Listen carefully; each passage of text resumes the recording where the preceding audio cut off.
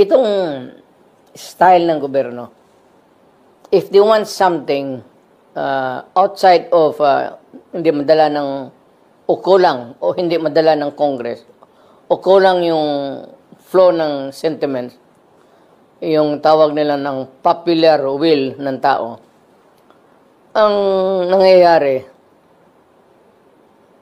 most of the time, ang ginagamit na is not convincing people on the merit, itong may problema sa ating bayan. O we try to solve it, hindi na by mga representative natin sa Congress. Shortcut na yan, ginagamit nila pera. Ayuda. Pinaparaan sa ayuda. Remember, tandaan ninyo mga Pilipino, kanang ayuda, inyo yan. May, Diyos ko po, walang tao dito sa Pilipinas o milyonaryo man o bilyonaryo na magbigay ng pera baski 1 peso sa inyo. Walang taong magagawa ng laro na yung mga mayaman. Yung binibigay ng mga politiko, milyonaryo man o mahirap, hindi nila pera yan, pera ninyo. Kaya kung may problema ang bayan, tapos ang issue na sa harap ninyo,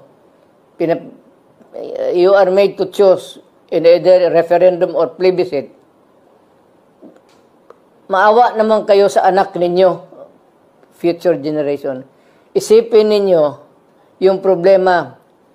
Yung ibigay ninyo ng pera, kunin ninyo, kay pera ninyo yan. Hindi gago itong nag-imprinta yan sila ng pera, ipamigay. No, it's your money.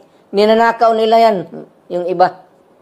Yung iba naman, kagaya ng Kongreso ngayon, parang nauubos talaga ang pera ng Pilipinas. Parang tubig gastos nila. Uncontrolled the use of money. Basta halos imprinta na lang, baski wala na yung value. Ano kasi natin, ang peso is, ang valuation niyan is, gaano kalaki ang negosyo mo. Kung kagaya ng negosyo mo sa sari store, yung pera mo na papel, piso, 5 pesos or something. Kung dito ka sa mataas, 10 pesos, 50, 100. Kung dito ka naman sa taas, tag 1,000. Ganun yan. Ganun ang ekonomiya.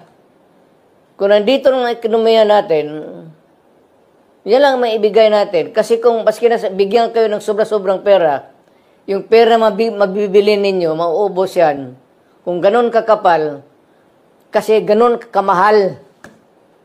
Yung binibili mo, ganun tama-tama lang sa bibilihin mo. Kasi nagkataas yung presyo eh. Yung huwag ninyo sabihin na, ang pera nakalamang. Hindi, nagtabla yan, ganun palagi yan.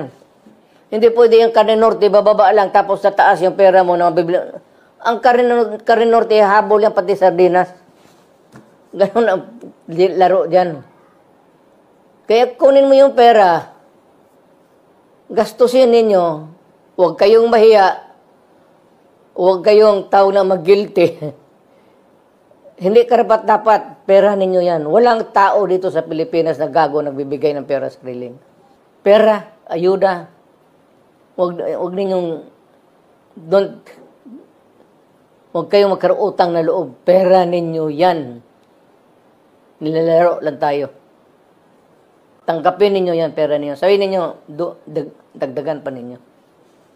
Kasi yung pagod namin pagka-Pilipino, kulang ito.